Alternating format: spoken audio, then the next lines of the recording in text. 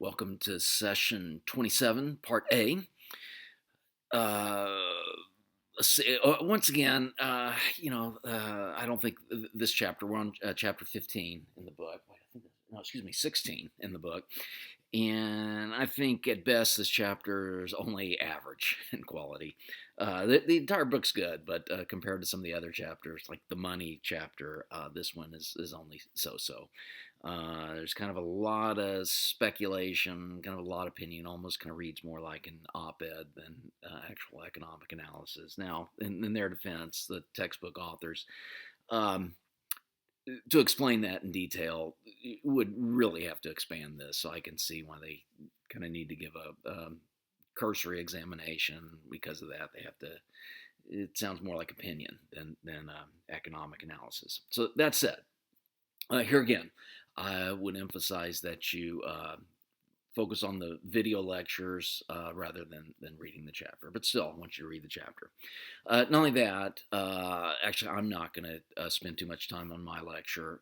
Instead, what I've done is I've added some videos for you to watch of maybe the most interesting economist alive, Deirdre McCloskey. As you'll see, this is a woman who was born a man, went through the change of sex in the 90s when this was not fashionable at all. What she did was very controversial. Actually, I think lost some friends because of it. Probably at the time lost some respect from economists. A lot of them just said, "Oh, too weird." But regardless, now her name, she used to be named Donald McCloskey. Um, Donald slash Deirdre has some really important works, including one thing I'd encourage everyone to read.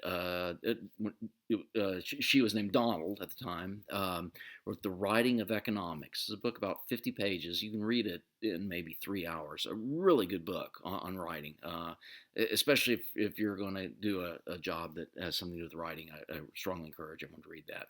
But I also want you to read, to watch her videos where she explains what she calls the Great Expansion. Why did prosperity in the world suddenly, as she would say, we went 200,000 years as humans, where basically our income has been constant since the time we were cave dwellers, and then all of a sudden, sometime around late 1600s, 1700s, it varied by country, but all within like this kind of century-long window, all of a sudden economic growth just started taking off, and the graph looks like a hockey curve.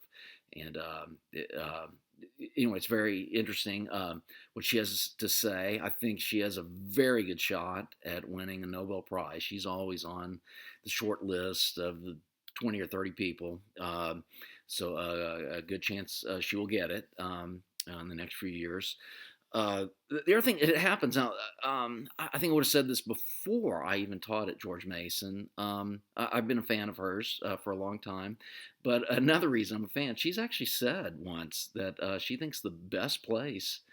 I can't know if I'm getting the quote exactly right, but she said something like her favorite economics department in the world is George Mason. She would encourage anyone wanting to get a PhD to go to George Mason. So another reason, I would say, a very interesting economist. She may, it's kind of like Hayek. She may not be the smartest, may not be have the most accomplishments, although she's up there on both aspects, but on how interesting the person is, both her life story and how well she presents ideas. She is number one, in my view. She is the number one economist. So I want all of you to see, not just see her work, but also hear her talk. I think that's very important. Okay, so this chapter and these sessions are about growth and why some countries are rich and others are not. So the first thing I want everyone to know, a lot of lay people don't know this.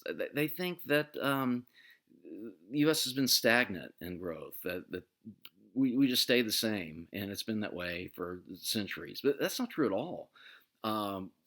We have been having about 3% growth per year in the U.S.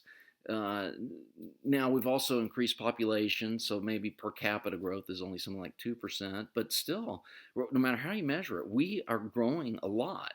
At 2%, that means that we're doubling our average income every 35 years or so. So I think I've mentioned this in an earlier session. So that means that every generation, the kids of their parents are going to be something like twice as rich as their parents, 4 times as rich as their grandparents. So we should all know that growth has been pretty constant since like 1900, since economists started trying to really measure this stuff. It's been growing. Something like the GDP, the U.S. GDP has been growing. The real GDP has been growing something like 3% a year. Um, let's see. So we're going to talk in this session about why some countries are very prosperous, why they are rich. Countries like the United States, Western Europe. I'd also include maybe Japan in there, and more. A lot of the Asian countries are catching up. Uh, Becoming as rich as Western Europe and Japan and the US. Meanwhile, there's a lot of other countries that are not very rich, and I want you to keep track of this. Basically, all the sub-Saharan African countries are very poor, not just poor. I mean, they are poor compared to Mexico. We think of Mexico as a fairly poor country, but Mexico is fairly rich compared to a lot of the sub-Saharan African countries. Some of the others that are poor are Cambodia, Vietnam, Cuba, South Korea, and some of the Central American, South American countries. Also India, although India has been growing pretty well the last decade or two, but something like from World War II to the mid 1970s, India was kind of a laggard in terms of growth. Okay, so I just want to explain some of the highlights of the chapter and things I want you to remember for the exam. One thing the textbook argues, and I think very convincingly, is well, first it asks, why are some countries rich, some countries poor? Why are those lists I gave you? Why are those countries rich and the other countries poor? They dismiss one possible reason that's very vogue, very fashionable in academic circles. Maybe not in economics, but in sociology, anthropology, what I call the studies fields. But in those fields, it's very fashionable to say, oh, it's all because of colonization, that during the early 1900s, mid 1900s, and maybe later, that lots of the Western European countries had been colonizing some of these other countries, and that fact made the Western European countries rich and the other countries poor. I don't think that's the reason, and you'll see neither does Dearden McCloskey, neither does the authors of your textbook. And the authors of your textbook give one bit of evidence. They said, look, if that were really the case, why is Ethiopia so poor? Ethiopia has never been colonized, yet it is one of the lowest countries, it is one of the poorest countries on earth, yet it's never been colonized. How do you explain that if it's all colonization? Second point, if it's the colonization that is making the colonizers rich, why is Switzerland so rich? Switzerland has never colonized another country. So those are two facts that I think throw a wrench into that theory that it's all colonization. You don't have to agree with me, but you need to know that's what your authors of your textbook believe. Also, it's what Dearden McCloskey believes. Okay, next point before I end session A. The book talks a good deal, has a nice section on the economic freedom index, and these are by some economists. I think they're all economists, but even if they're not, they consulted with economists to try to say, let's build a measure to say which countries have more economic freedom than others. And these guys put a lot of effort visiting the countries, did these surveys, look at their laws, examine these countries in depth.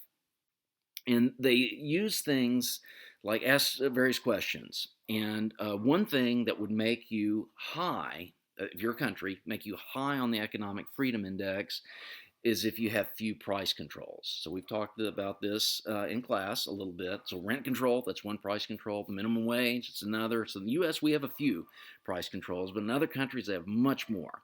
And at some points in the U.S., we had much more price controls. World War II, there was extensive price controls. Um, things like how much a pound of sugar could sell for, things like that. During the 70s, the government put price controls on things like gasoline. So we had an energy crisis. And so, um, uh, regardless, if a country has lots of price control, like maybe the one leading of all is Venezuela, and there's a good reason that they are such a basket case right now as I speak in November 2020. So if a country has few price controls, okay, that makes them high on the economic freedom index. Another thing is that they have free trade. Few quotas, few tariffs on goods coming in nor goods going out.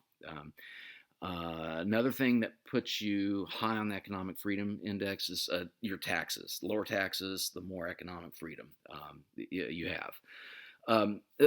Fourth is regulation. So if the government imposes little government regulation on the economy, you're high on the economic freedom index. Now you may think, well, what do we mean by regulation? Okay, a lot of times the regulation is things we like. We can say, yeah, there's reasons for this. For one thing is environmental controls.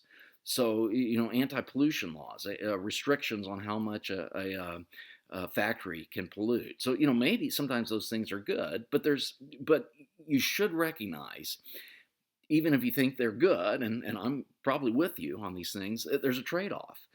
So these environmental laws, they mean cleaner air, cleaner environment, but it's usually at the expense of more economic activity and more decisions left to the individual rather than the government. Okay, so regardless, the economic freedom index puts things like regulation, including environmental regulation, as bad. That makes you have a lower economic freedom index. Same thing for like safety controls, workplace standards. Maybe they're good, but the economic freedom index says that means less freedom. And same thing, labor controls, lots of unionization requirements. So if it restricts the owner of the business, says you must hire employees in this way, you must allow the unions to tell you what your wage should be and how much workers can work, that would also make you lower. If there are lots of labor controls, lots of laws that make unionization easier, you'd be lower on that economic freedom index. The economic freedom index also talks about monetary controls. If somehow the monetary system is sound and keeps low inflation, I'm not sure I'd really call that freedom. Maybe it's a good thing, but regardless, they put it in freedom. So I'll defer to them. They include that in their list. So those things make up the economic freedom index. They publish this once a year. I think there's actually two of them now that kind of compete with each other, but and I think they largely agree with each other in terms of the rankings of countries. As you might guess, U.S. ranks pretty high. It's not the highest, but it's usually always top 20, and I think usually top 10 on that list. One thing that you can look at from that list is that there is a very strong correlation of a country's economic freedom, how high it is on the economic freedom index, and its prosperity, what its GDP per person is.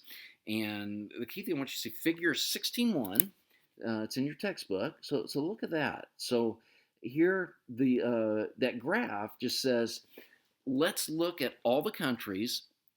Let's take the 25% most free countries. We'll call that the first quartile. The second 25% most free, third 25, okay? Then we'll call those the first, second, third, and fourth quartiles. And sure enough, it ranks perfectly. The first quartile, the ones that are most free, have the highest average GDP per capita. So as you can see, a little over 37, almost $38,000 per year for the most free. The least free, the bottom quartile, those countries have on average a $5,000 per year, per capita GDP. So as you can see, this is a huge effect. The difference between the most free and least free, just by the quartiles, is a factor of 8, or almost 8. I'd argue this is a huge effect. Now, you could always argue that in statistics, correlation does not imply causality. Maybe this is not really a causal effect. I believe it is, but with that caveat, maybe it's not. But regardless, there is a very, very strong correlation. Okay, the high countries with high economic freedom tend to be richer. Okay, so let me finish with one more idea. Okay. And this idea is that, as the textbook mentions, that what makes a country rich,